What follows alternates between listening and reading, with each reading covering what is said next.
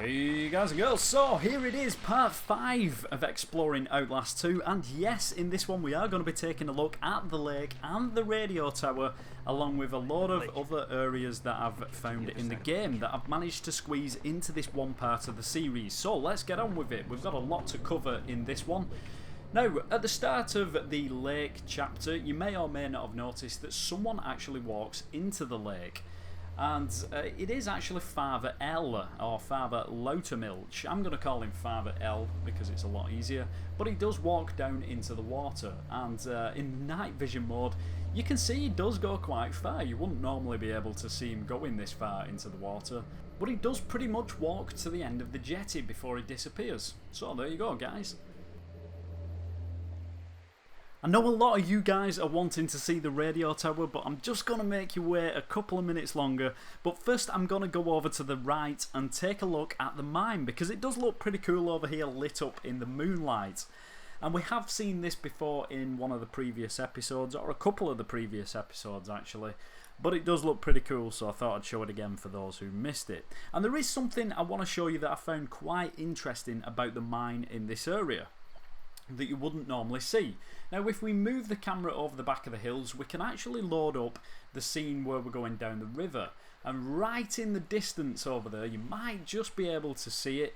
The mine is right over in the distance as well as being behind us. So if I get too close, it will despawn. But if I come back a bit, there we go. We can see the mine right in the distance. Now, if I spin the camera around, we can also see the mine, the exact same building behind us. So in actual fact, we can load the mine building up twice in one area, which is pretty cool, and you wouldn't normally be able to do that, but I wanted to show you it because it gives you a good idea of how the developers make the building load in different locations as you're progressing through the game.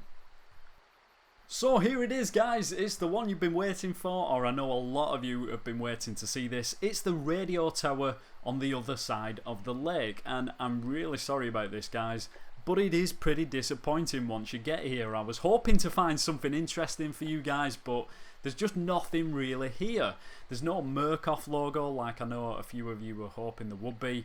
There's just sort of like a 2D beam of light shining out of it. The windows aren't even attached to the building. The building's just wrapped in one stone texture, and even the antenna on top of the building has this stone texture, so I'm not even too sure how well that would even work.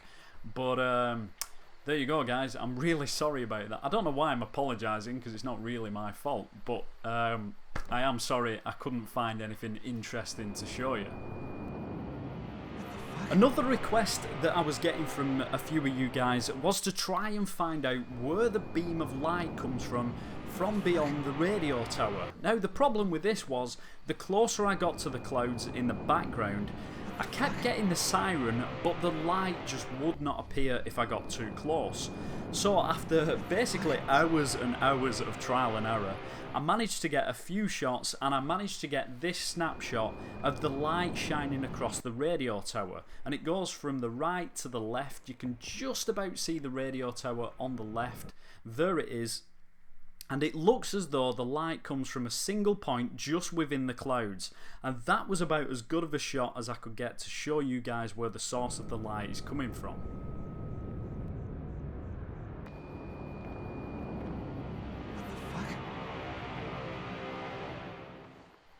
Okay, so enough of the radio tower for one day.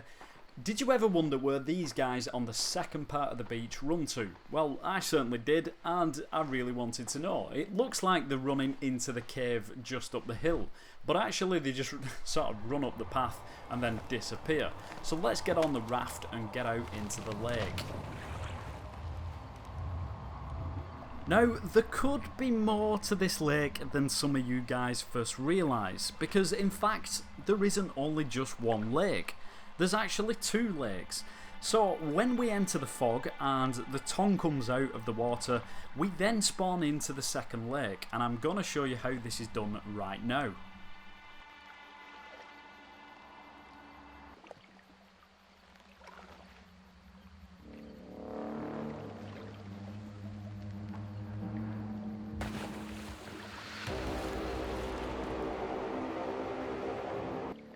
So we are now in the second lake, and here's how we get teleported in third person. You can't see the tongue come out of the water, but there we go, we've now spawned in the second lake. The lights in the background again appear to come from just one point in the sky, so nothing really special there. But I'm going to show you around the edge of this second lake. Now, as you can see, there's no trees anymore around the edge of the lake. It's just sort of like a square patch of water, basically. And there's no land on the other side. You would just drop off the end there. So, whilst we're in this separate part of the lake, the fishes pop up from underneath the water, and they spawn just below where we can see in the water level. But there they are from underneath. And then one of my favourite bits happens in the game. We get the massive tidal wave that knocks us off the raft, and I really couldn't wait to see this in a third person view. So let's take another look at that from a few different angles.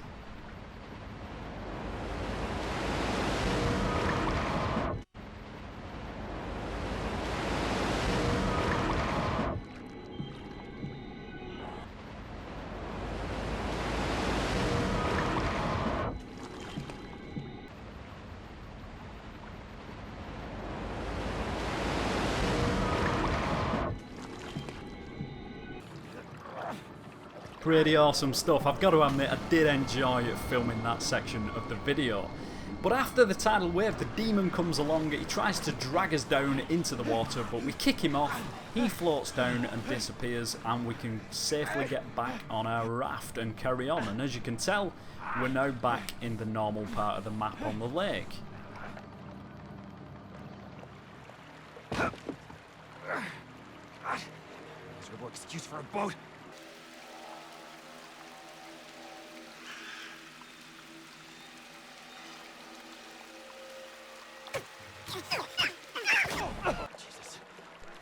So, as we drift quietly down the river, you may have noticed when you were playing the game, there are a few animations that happen on top of the cliff tops when we get to certain points, like this guy getting set on fire and chucked in the river. Nice. I'm just going to show you a few more of these as we make our way down.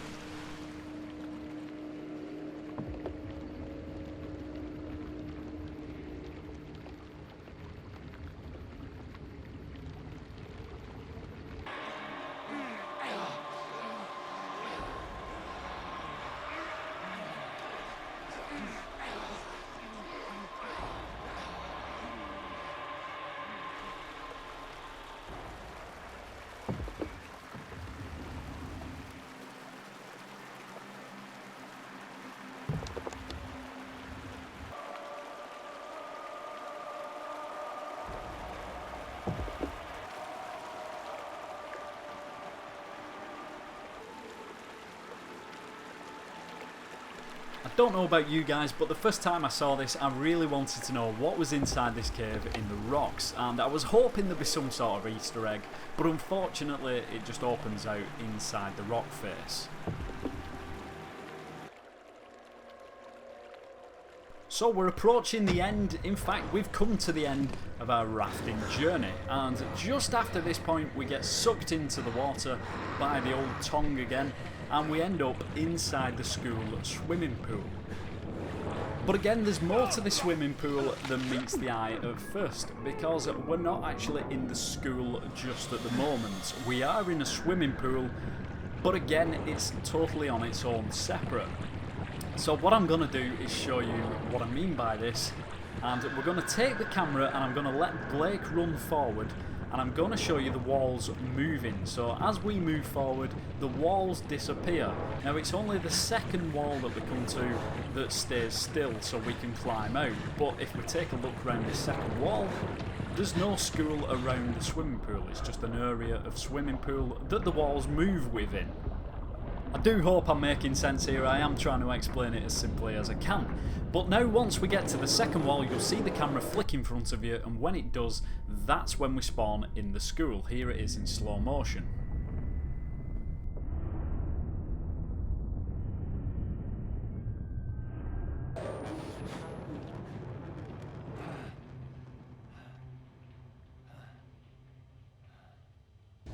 Alright guys, so once we've been in the toilet and the blood's poured out the toilet, we see Jess run past the entrance and she runs into this corridor and disappears. But that isn't the freakiest thing that happens right now. Check this out guys, it's the demon version of the priest with his tongue out and his eyes rolled into the back of his head. That is just weird. But when we walk up to him, he does run off up the stairs and disappears. The raining blood sprinkler corridor wasn't something that I was going to add into the video because you can't really see anything different than you can in first person, but it does look kind of cool in third person, so I thought I'd quickly add it in. Speaking of raining blood, did you know that once we reach the mine, if we take away the camera and move it away from Blake, we can see that it only rains over Blake's head. Well, I say his head, not his head because he doesn't have one, but certainly over his body. Take a look at this. Wherever we go, the rain goes.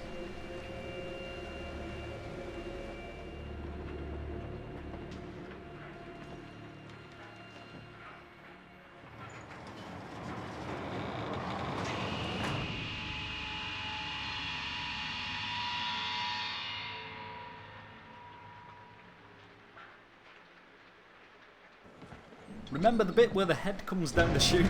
There it is, but where does it come from? Let's go and take a look. And there it is, right at the top of the chute, waiting for us to walk past. There it goes.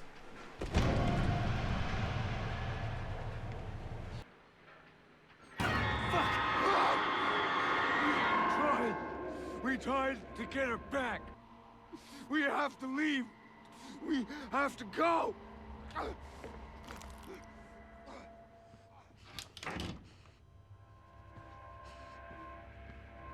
Okay guys, so we're now entering the computer room of the school, and it was a pretty freaky room when we first came in here. There was this chair that slides across in front of you for a jump scare. We log on to the computer, and if I spin the camera around there, we can see Jess appears hanging behind us. All pretty sickening stuff.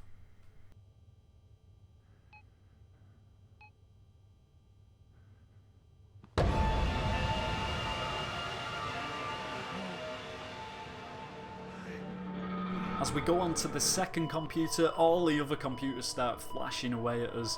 But I wanted to know, when does this door open to let us through? And it's pretty much just when the computers start flashing away, the door opens automatically. As we're walking down this corridor, if we look to our left, we can see Jess at the exit of the swimming pool. So let's take the camera down and see where she goes. Well, she walks round the outside of the pool. I'm going to speed this bit up because it does take a minute or two to get round.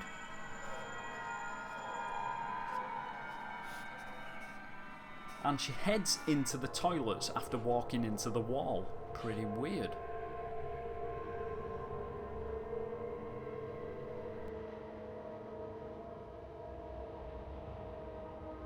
The next time we see Jess is at the bottom of the corridor near where the viewing stands are for the swimming pool. But how does she get there? She kind of just appears at the end of the door once we get to a certain area. No surprises there. But where does she go once we're heading past the stands? Let's go and take a look. She runs down the stairs into the corridor and then disappears. And after walking down that very same corridor, we get sucked through the window behind a giant tongue and into the pool. Let's take another couple of looks at that.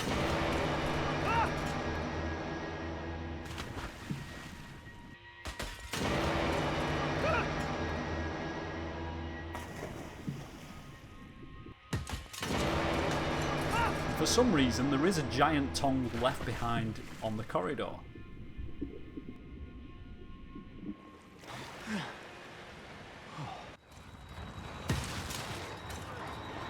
After the next chapter in the mine, we jump out this window again and head back into the school, but I managed to keep the camera within the mine part of the map. So let's go and take a look at what's still here.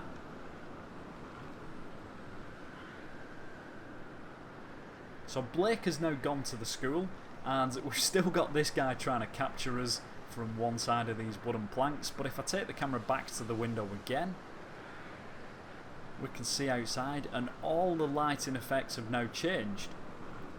That's even someone sat on the roof over there for some reason. Can't get too close though, because it deloads. But let's go and take a look around this part of the map. Now look at the stars shining brightly there. Pretty cool. Everything's so nicely lit up now. But I bet if we go through the floor...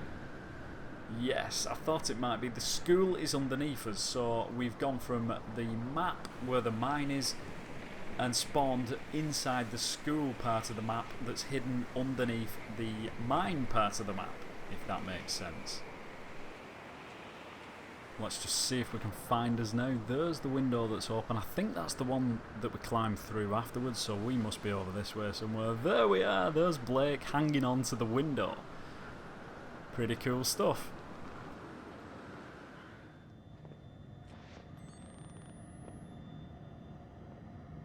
So we are once again back in the school, and it's at this point we can see all the bodies hanging outside the windows. But if I take the camera out, we can see that all the bodies are Jess. They are all models of Jess. But what I was interested in at this point was, where are these bodies hanging from? And how long are the ropes? So I took the camera all the way up to the top of the rope, and check this out. It took so long I had to cut the video. But at the top of the rope we have got a loop and a knot, but if I look down again, look how far that rope goes, and all of these are the same length. I have no idea why they go so far up into the sky, because you can't even see up that far, but there you go, pretty cool.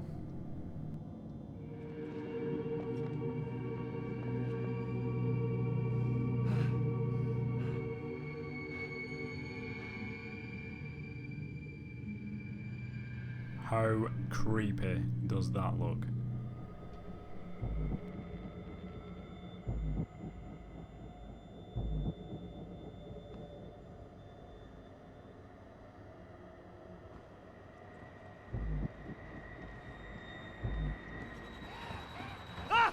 So funnily enough, throughout this whole chapter, Jess is lying at the bottom of these steps, and this is where we fall out of the building, land on top of her, and then we get spawned into the school.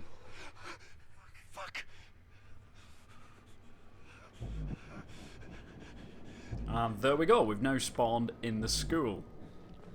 But I wanted to know, how did they program it so the demon can always find me no matter which toilet I go into?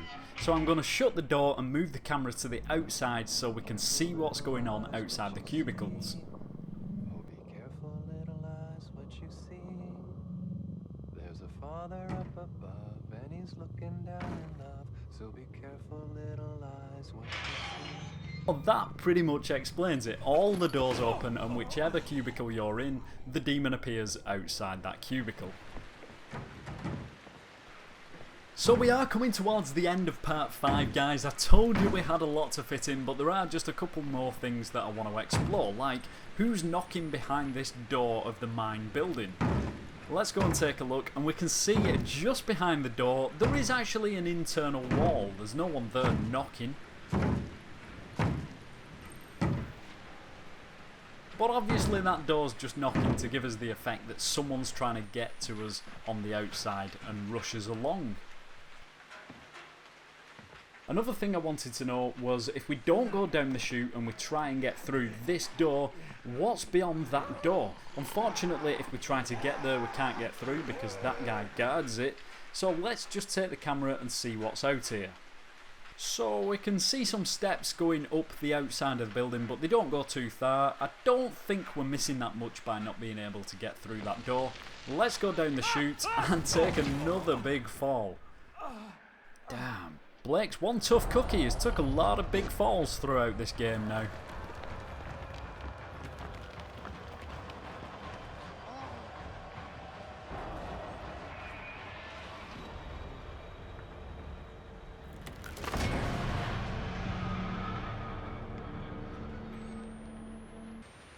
Alright guys, so this is the last thing I want to look at during part 5, and it's, where does the lift come from when it comes out the mine? So we're going to have a look with the camera what's down the mine in the first place at the moment, So let's send that down. And it just comes to the end there where we can't really see any further from the top. It's it's a long way down actually. Look at the map all the way up there. Anyway, let's call the lift and see where that comes from. Coming.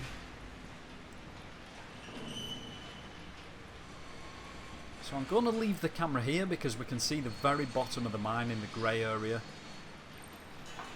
But what actually happens is it goes blacked out and then the lift comes from underneath the black area. There we go guys, that is all for part 5. I know that was a long one compared to the others, but I wanted to get most of the game complete, so in part 6 we can just concentrate on the mines and the ending of the game. I hope you enjoyed it anyway. Stay tuned for part 6. I'll catch you soon. As always, take care and stay slippy.